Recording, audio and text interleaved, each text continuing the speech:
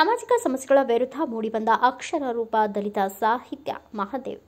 ದಲಿತ ಸಾಹಿತ್ಯ ಭಂಡಾರ ಸಾಹಿತ್ಯಗಳು 70ರ ದಶಕದಲ್ಲಿನ ಜಾತಿ ತಾರತಮ್ಯ, ಯಜಮಾನ ಸಂಸ್ಕೃತಿ, ಸಾಮಾಜಿಕ ಸಮಸ್ಯೆಗಳ ವಿರುದ್ಧ ಅಕ್ಷರ ರೂಪದಲ್ಲಿ ಮೂಡಿಬಂದ ಸಾಹಿತ್ಯ ಪ್ರಕಾರವಾಗಿದೆ ಎಂದು ದೊಡ್ಡಮಾರ್ಗೋನಹಳ್ಳಿಯ ಸರ್ಕಾರಿ ಕಿರಿಯ ಪ್ರಾಥಮಿಕ ಶಾಲೆಯ ಮುಖ್ಯ ಶಿಕ್ಷಕ ಮಹಾದೇವ್ ತಿಳಿಸಿದರು. ತಾಲೂಕಿನ ಮಾಯಸಂದ್ರದ ಕನ್ನಡ ಭವನದಲ್ಲಿ ಕನ್ನಡ ಸಾಹಿತ್ಯ ಪರಿಷತ್ ಮಾಯಸಂದ್ರ ಹೋಬಳಿ ಘಟಕ ಆಯೋಜಿಸಿದ್ದ ಪ್ರಾಕ್ಷಿಕ ಸಾಹಿತ್ಯ ಕಾರ್ಯಕ್ರಮದಲ್ಲಿ ದಲಿತ ಸಾಹಿತಿ ಬಂಡಾಯದ ಸಾಹಿತ್ಯದ ಬಗ್ಗೆ ಮಾತನಾಡಿದ ಅವರು, ಸಮಾಜದಲ್ಲಿನ ದಲಿತರ ಸಮಸ್ಯೆಗಳು ಬಡತನ, ಹಸಿವು, ಅಸ್ಪೃಶ್ಯತೆ, ಜಾತಿ ವ್ಯವಸ್ಥೆ, ಬದುಕು ಬವಣೆಯಿಂದ ನೋವನ್ನು ಉಂಡವರು ಆ ವ್ಯವಸ್ಥೆಯ ಚೌಕಟ್ಟಿನಿಂದ ಹೊರತರಬೇಕೆನ್ನುವ ಹಾಗೂ ಸೈದ್ಧಾಂತಿಕ ಚಿಂತನೆಯ ಬೆಳಕಿನೆಡೆಗೆ ಕರೆತಂದು ಬದುಕನ್ನು ಹಸನುಗೊಳಿಸುವ ನೆಲೆಗೆ ದಲಿತ ಬಂಡಾಯ ಸಾಹಿತ್ಯಗಳು ಮುನ್ನಡೆ ಇಟ್ಟಿತ್ತು ಎಂದರು. ಬಡವ ಶ್ರೀಮಂತರ ನಡುವಿನ ಆರ್ಥಿಕ, ರಾಜಕೀಯ, ಸ್ವಾತಂತ್ರಿಕ, ಸಾಂಸ್ಕೃತಿಕ ಸಂಘರ್ಷಗಳನ್ನು ತೊಡೆದು ಸಮಾಜದಲ್ಲಿ ಸಮಾನತೆಯ ನೆಲೆ ಮೂಡಿಸಲು ಬರಗೂರು ರಾಮಚಂದ್ರಪ್ಪ, ಸಿದ್ದಲಿಂಗಯ್ಯ, ವೀರಭದ್ರಪ್ಪ, ದೇವನೂರು ಮಹಾದೇವ ಸೇರಿದಂತೆ ಅನೇಕ ದಲಿತ ಸಾಹಿತಿಗಳ ಬರವಣಿಗೆಗಳು,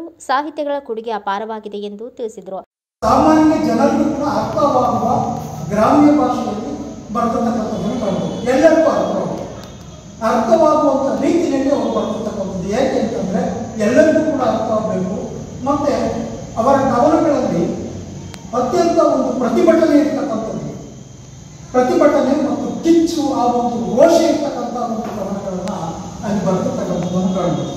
ಯಾಕೆ ಅಂತಂದರೆ ನೋವು ಇದೆ, ಸಾಮಾಜಿಕ ಅಸಮಾನತೆ ವಿರುದ್ಧ ನೋವಿದೆ, ಮತ್ತು ಅವರಲ್ಲಿ ತಮ್ಮ ನೋವನ್ನು ಸ್ವತಃ ಯಾರಾಗಿ ದಲಿತ ಮತ್ತು ಬಂಡಾಯ ಏನಿದ್ದಾರೆ ಸ್ವತಃ ಅವರು ತಮ್ಮ ಸಾಮಾಜಿಕವಾಗಿ ನೋವು, ಯಾತನೆ, ಬವಣೆಯನ್ನು ಹೊಂದಿರತಕ್ಕಂಥವ್ರು, ಅತ್ಯಂತ ಬಡ ಕುಟುಂಬದಿಂದ ಬಂದಿರತಕ್ಕಂಥ ಸಾಕಷ್ಟು ದಲಿತ ಕವಿಗಳಾಗಿರ್ತಕ್ಕಂಥ.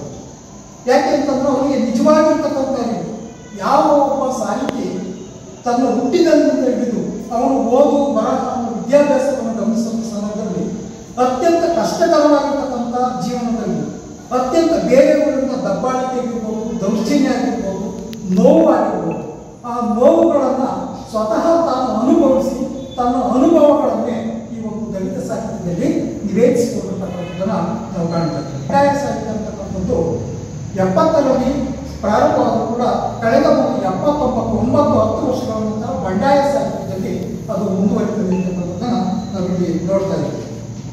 ಹಾಗಾಗಿ ನಾವು ಯಾವುದೇ ಒಂದು ರೀತಿಯಲ್ಲಿ ನೋಡುವಂಥ ಸಂದರ್ಭದಲ್ಲಿ ಇವತ್ತೂ ಕೂಡ ಏನು ಸಾಮಾಜಿಕವಾಗಿ ಶೋಷಣೆ ಆಗಿರ್ಬೋದು, ಸಮಾಜದಲ್ಲಿರ್ತಕ್ಕಂಥ ಕೆಲವೊಂದು ದೌರ್ಬಲ್ಯಗಳಿದ್ದು ಅಂತಹ ಸಂದರ್ಭದಲ್ಲಿ ನಾವು ಅವುಗಳನ್ನು ಮೆಟ್ಟಿ ನಿಲ್ಲಬೇಕು.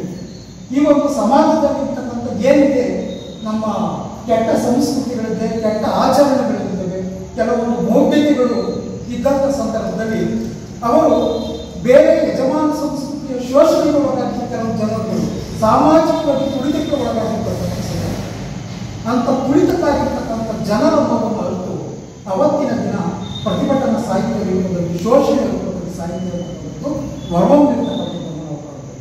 ಹಾಗಾಗಿ ಅವರು ಬರ್ತಕ್ಕಂಥ ಸಾಹಿತ್ಯ ಇವತ್ತು ಕೂಡ ಸಾಕಷ್ಟು ಪದವಿ ಹಂತದ ತರಗತಿಗಳಲ್ಲಿ ನಾವು ಹೆಚ್ಚಿನದಾಗಿ ಅವರ ವಿಚಾರಗಳನ್ನು ಅಧ್ಯಯನವನ್ನು ನಾವು ಮಾಡ್ತಾ ಹೋಗ್ತೀವಿ.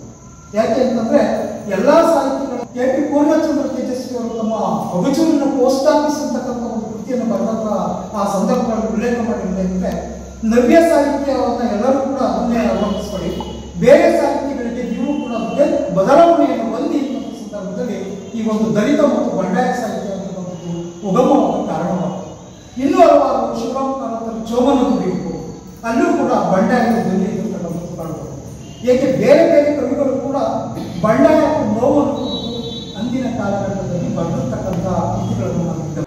ಕನ್ನಡ ಸಾಹಿತ್ಯ ಪರಿಷತ್ ಮಾಯಸಂದ್ರ ಹೋಬಳಿ ಘಟಕದ ಅಧ್ಯಕ್ಷ ಮುನಿರಾಜು ಅಧ್ಯಕ್ಷತೆ ವಹಿಸಿದ್ರು. ಕಾರ್ಯದರ್ಶಿ ಪ್ರಕಾಶ್, ಸದಸ್ಯರಾದ MK ಚಂದ್ರಶೇಖರ, CN ನಂಜುಂಡಪ್ಪ, ಕಸಾಪ ನಗರ ಘಟಕ ಕಾರ್ಯದರ್ಶಿ ಗಿರೀಶ್ ಕೆ ಭಟ್, ಶಿಕ್ಷಕ ಅಶೋಕ್ ಮುಂತಾದವರು ಉಪಸ್ಥಿತರಿದ್ದರು. Bureau report Girish K Bhat, Bharata Vaibhava news, Turuvekere.